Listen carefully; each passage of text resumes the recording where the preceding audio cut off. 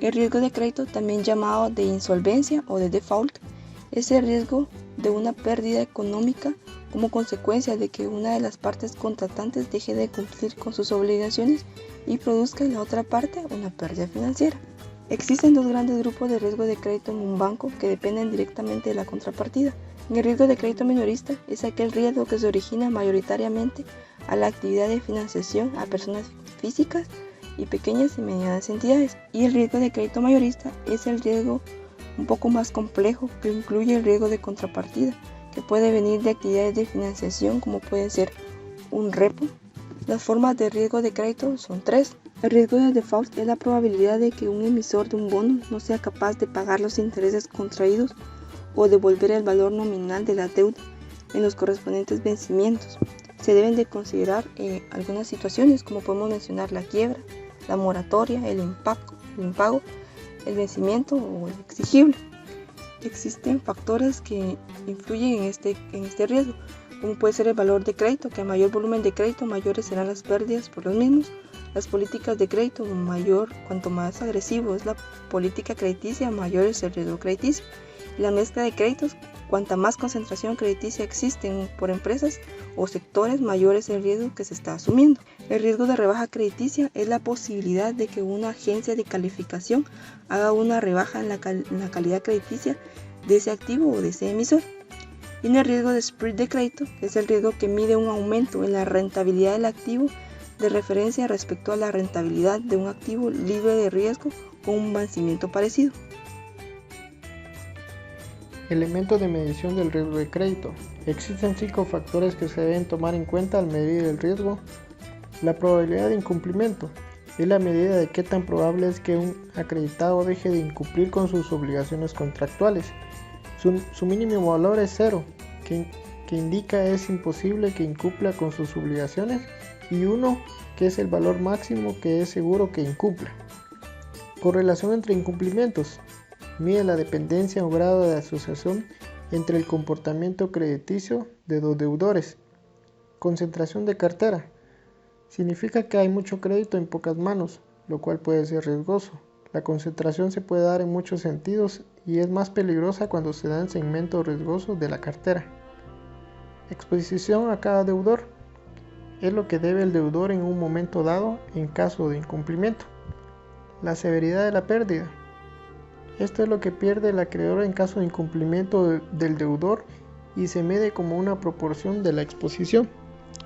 La severidad representa el costo neto del incumplimiento de un deudor, es decir, la parte no recuperada al incumplir el acreditado una vez tomadas en cuenta todos los costos implicados en dicha recuperación.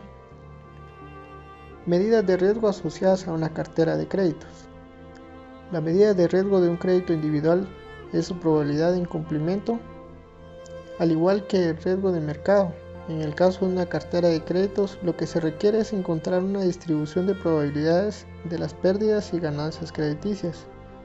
Las siguientes son medidas relacionadas con esta distribución de pérdidas y ganancias. VaR. El valor de riesgo de una cartera de créditos es el cuantil de la distribución de pérdidas y ganancias asociadas a la cartera de crédito, para el periodo de tiempo y el nivel de confianza escogidos. Normalmente se descompone en lo que se conoce como la pérdida esperada y la no esperada. La pérdida esperada es la medida de la distribución de pérdidas y ganancias, es decir, indica cuánto se puede perder en promedio y normalmente está asociada a la política de reservas preventivas que la institución debe de tomar en cuenta en riesgos crediticios. La pérdida no esperada es la pérdida por encima de la pérdida esperada, medida con el VaR menos la pérdida esperada en que puede incurrir el acreedor por incumplimiento de sus deudores. Estas pérdidas determinan el capital económico requerido por el acreedor para hacer frente a pérdidas no anticipadas. El cálculo de riesgo de crédito. El riesgo de crédito es medido con la pérdida esperada y se calcula igual para el riesgo de crédito minorista y mayoristas con la siguiente fórmula. Pérdida esperada es igual a PD, que es la probabilidad de default, por EAD, que es la exposición a default, por LGD, que es la pérdida en caso de incumplimiento. Ejemplo, de un riesgo de crédito. Imaginemos que una empresa A ha recibido un préstamo del 8% pagadero a un año de un nominal de 10 millones de quetzales del Banco B. El interés del préstamo es pagado a vencimiento.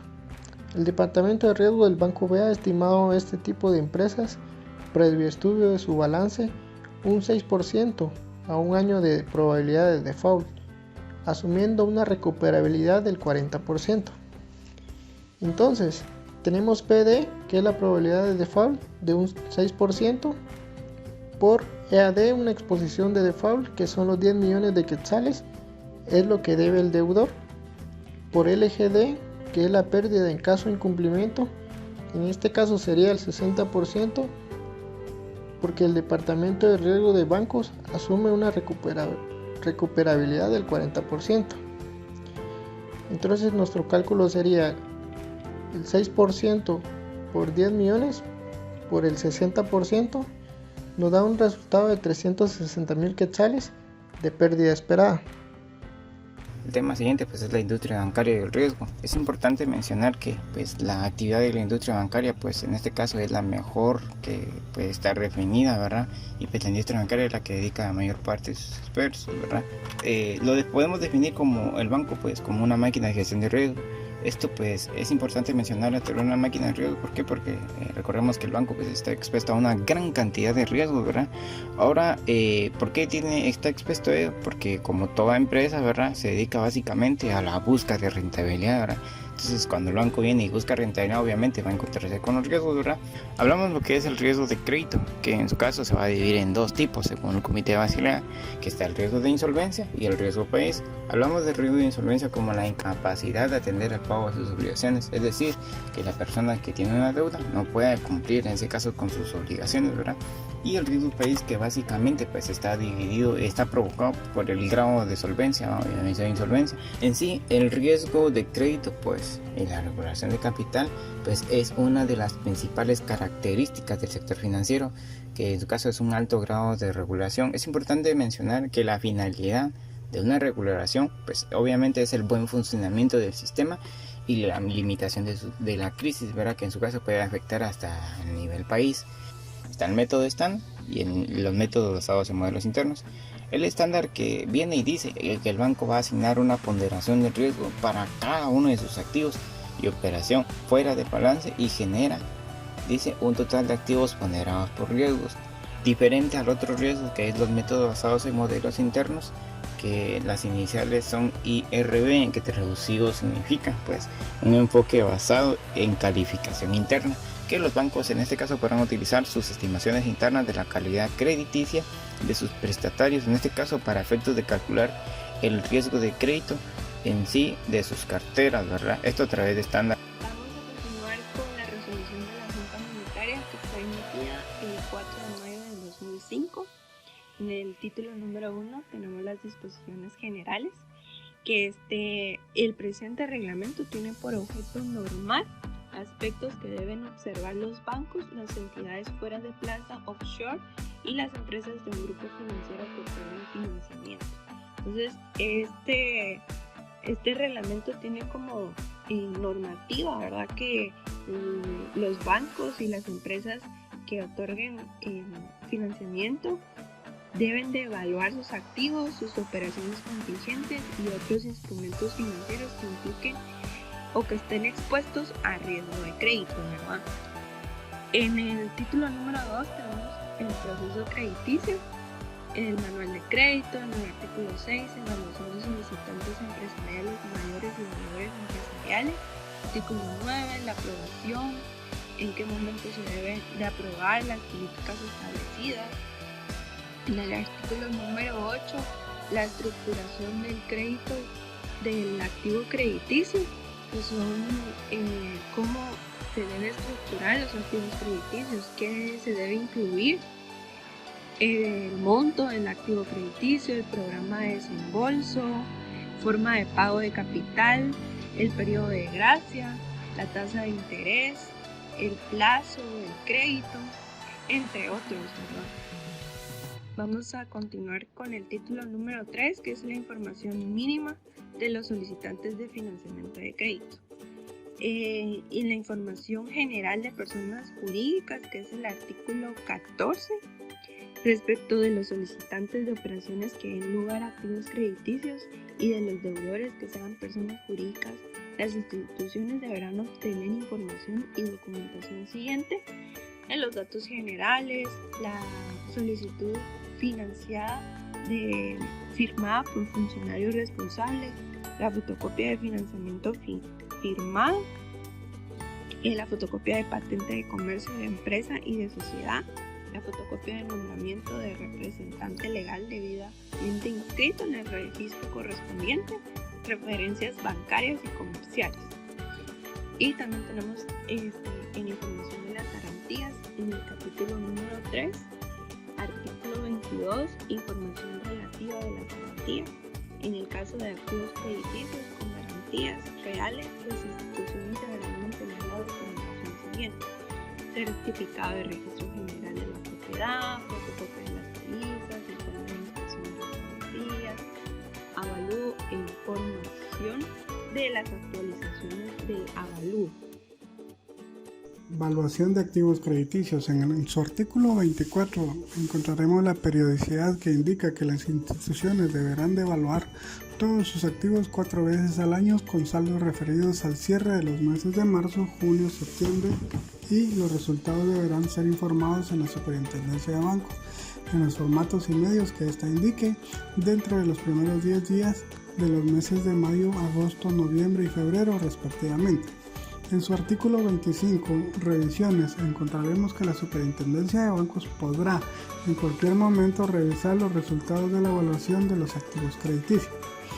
En el artículo 26, agrupación de activos crediticios, nos indica que para efectos de evaluación, las instituciones deberán de agrupar los activos crediticios de la forma siguiente: endeudamiento directo de los deudores empresariales mayores, endeudamiento directo de los deudores empresariales menores, microcréditos, créditos hipotecarios para vivienda y créditos de consumo.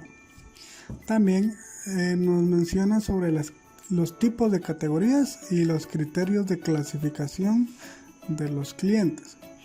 En categoría encontraremos de riesgo normal y lo clasifica dentro del periodo de un mes de atraso.